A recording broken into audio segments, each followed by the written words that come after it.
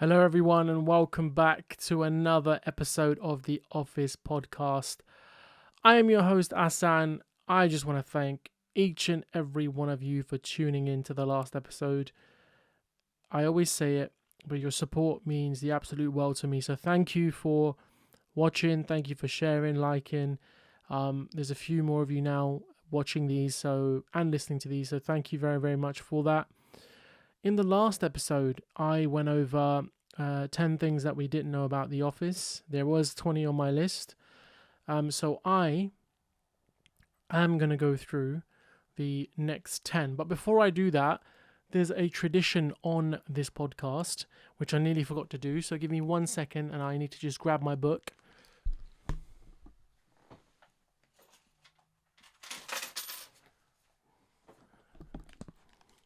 Apologies about that. There's a lot of mess in this room currently, but you can't see it, so it's all good. So the tradition on this podcast now is to read a page from this Office quote book. I've got every single one right so far. I think there's about 4 I've done now, 5. So it's 5 out of 5.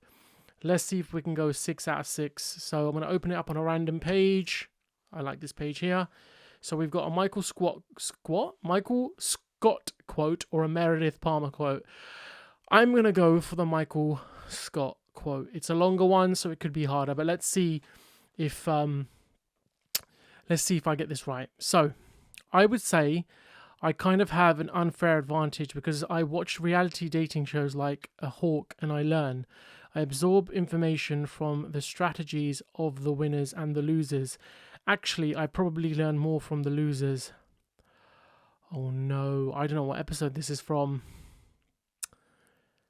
Damn, what is this from?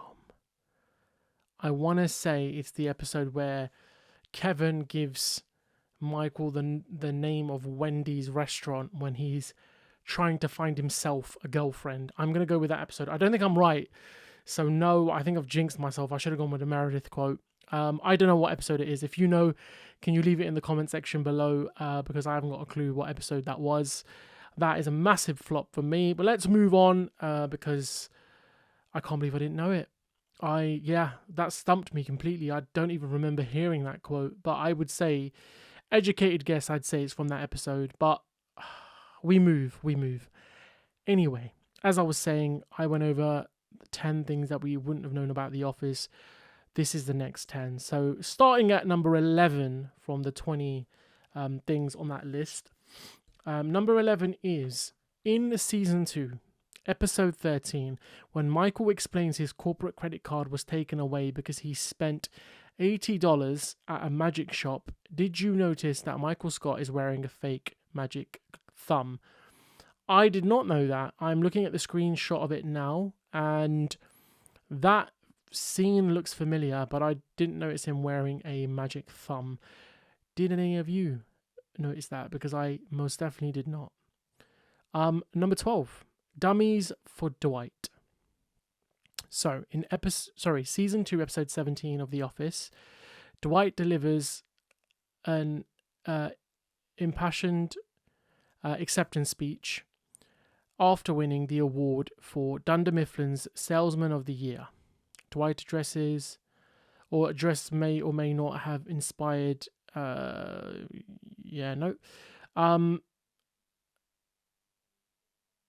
just reading it. Sorry, apologies, people. I've just went quiet there for a second. I'm just reading the thing. I want to read the relevant bits of it. So apparently in that episode, they hired 400 extras and used 100 dummies. I didn't know it's any dummies in that episode. I might have to watch that back. The 100 dummies were used to fill the auditorium where Dwight spoke. They also had 5 dummy wranglers carry the fake torsos and arms and legs that were dressed up in suits around the room and place them accordingly. The dummies were primarily located on the sides and in the back of the room. Oh wow, I was not aware of that. I had no idea that was a thing. I remember the speech vividly, but I don't remember that seeing any dummies. So I'm gonna have to watch the episode after this, I think, to remind myself or try and spot it, I guess. Number 13 on this list is fake Oscar on ice. So in episode 2, season 2, episode 19 of the show. The cast and crew filmed at an ice rink in honor of Michael's birthday. Though some cast members like Steve Carell and Jenna Fisher, who had just filmed Blades of Glory, were pros on the ice, Oscar Nunez used a stunt skater for certain scenes. I was not aware of that. You'll see in the later in the episode that Oscar is like a very good ice skater. So these 20 things I think are taken from Angela and Pam's podcast. So I'm using some of their references. So I might stop just so I can not read their bits specifically. So I remember later on that Oscar gets better at ice skating. I'm sure he does something, and I see him on the ice and he looks really good. So maybe they, I don't know what they did, but it says here the stunt skater's name is Burt Lancon, and he was a famous skater who won the silver medal in the 1982 US Figure Skating Championship and then later placed 6th in the 1984 winter. Okay, I was not aware that they used a dummy for Oscar. I know Michael Scott was a very good skater. I wasn't sure about Oscar, so I guess that's just kind of revealed that for me. Number 14 is The Jury, episode in season 2 where Michael accidentally burns his foot on a George Foreman grill. But did you know that Steve Carell has a real injury later that season in the drug testing episode? I was not aware of that. Apparently, you can briefly see that Steve Carell's or Michael Scott's left ring finger is wrapped in a bandage. The story behind the wound is that he jammed his finger playing pickup hockey and it swelled so much that he wasn't able to get his ring finger off for filming. I did not notice that. Again, these are... please tell me if these are things that you noticed, because I definitely did not notice these at all in any of the episodes. They've done well hiding these. Also, one more random thing I'm going to just throw out there. I think it was season 3, episode 8. There's a random person in the room when Michael is welcoming all the Stanford, Connecticut people. There's a random person just sat behind Meredith. I don't know who that person is. I clocked it the other day when I was watching it. So if someone can enlighten me, that'd be amazing, because I haven't got a clue who it is. Number 15. Peep Those Wall Plaques. So, season 2, episode 21, titled Conflict Resolution. It was said that there were various plaques hanging around the office and featured names of real people from the crew. The fun personal touches are courtesy of the art department. The moment happens in 4 minutes 32 seconds, where Michael Scott's head is near the pillar, and you can see the plaque is a certificate of master for Mark Christie. Christie was best boy grip and the key grip of season 1 through of the show. Yeah, that's a bit of a random one. I don't know. Yeah, that's a bit of a random one. Anyway, moving on. Number 16. Conflict resolution again. After fans ask why Jim was often the only character whose talking heads were filmed in front of the window. Apparently, this was deliberate. And something that the cinematographer suggested was something that they did in the pilot episode with Jim, and they loved it and they continued it. So a lot of Jim's... Yeah, that's true, actually. I don't remember seeing any other talking heads of Jim anywhere else in the office. So it's in front of the window, which they really liked, so they kept it. I really like Jim's talking head moments. They're some of the best. His kind of one-liners, his storytelling. I really like Jim's stuff in that. So yeah, shout out to old Jimothy. Number 17. It says here, can Jim play Call of Duty or not? So this was the episode where Jim was... it says, remember when the Stanford branch got super into Call of Duty? Jim was notoriously awful and didn't seem like he knew how to play, But in season 2, episode 9, email surveillance, Jim throws a barbecue at his house and fans spotted a Call of Duty expansion pack on his desk. So I guess Jim has been practicing. I did not clock that either. I need to check that out on the episode. Again, something I completely missed in the original, so I need to check that out. Number 18. Don't worry, folks, we're nearly at the end. But yeah, number 18, the Stanford, Jim and Pam.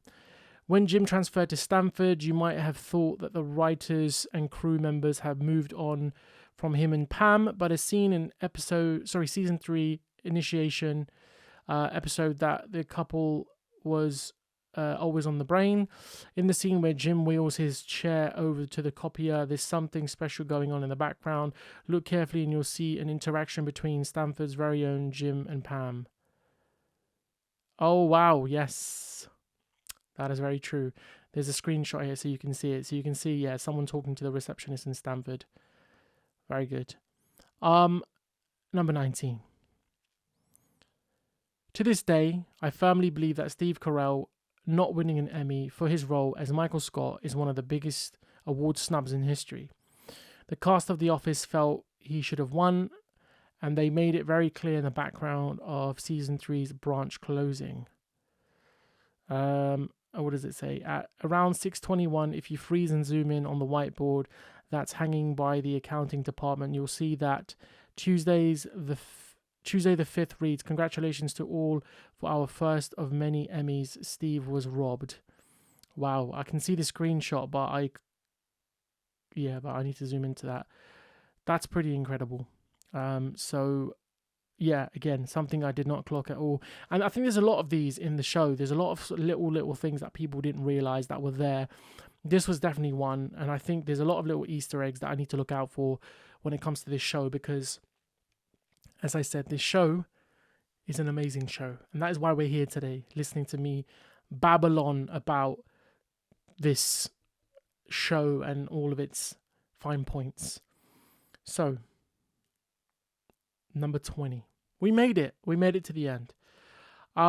In the Ben Franklin episode of season 3, Elizabeth, the dancer hired for Bob Vance's warehouse bachelor party, has a shirt that looks a bit familiar. If you're struggling to remember how you know this shirt, it's because it's the same shirt Pam wore in season 2, The Dundies, and in season 1's Basketball.